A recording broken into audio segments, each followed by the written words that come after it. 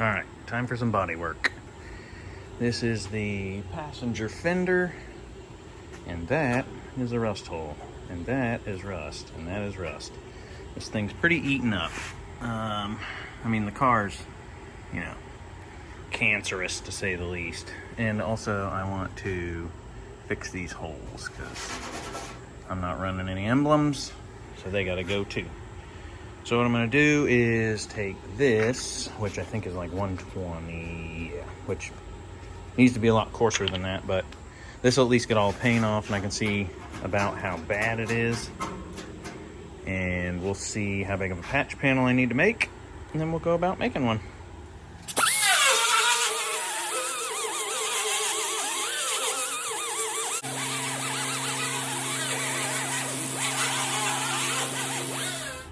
All right, so what I've done is I took all the paint off. I took the paint off of these here too, but I have to get in with those holes.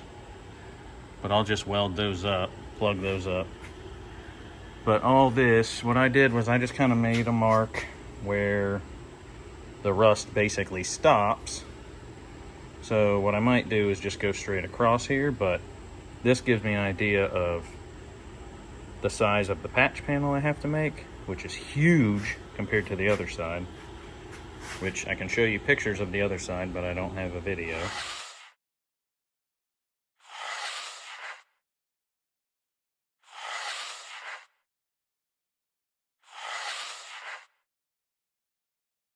I'm gonna try to keep this edge and keep this edge so that I have something to go by to continue this radius.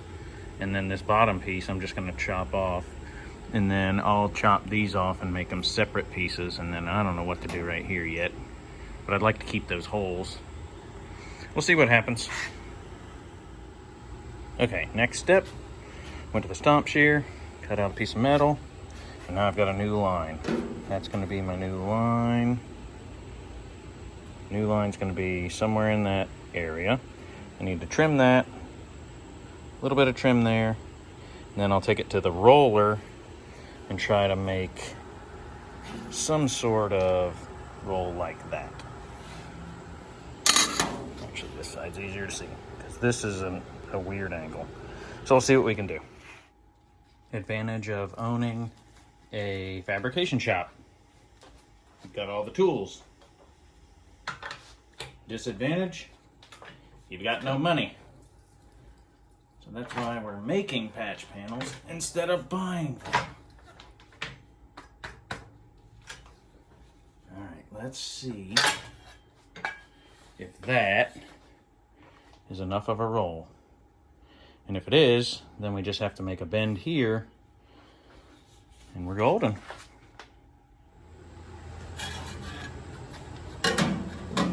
Looks like it's within, not bad, which I think I can probably bend it down when I weld it.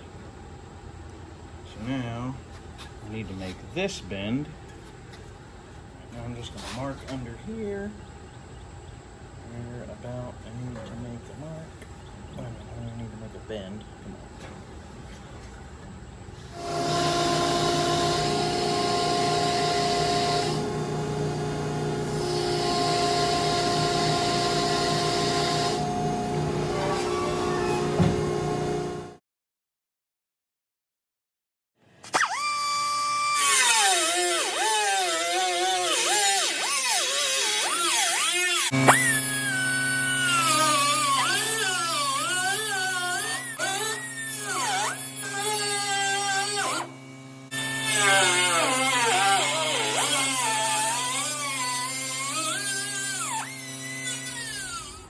Well, it didn't go exactly according to plan, but it is off. There is a bunch of yuck. So what I'm gonna do is clean this up as best I can and spray it down really good with the rust converter, or the metal prep, and then maybe put some 415 as far in as I can get. So I have some work to do, but a real quick test. And this thing is probably close enough. I mean, that's That's great on that side. This side needs a little work, but I can just hammer that down. Once I do all of this, I'll just put a couple of clamps there and start tacking.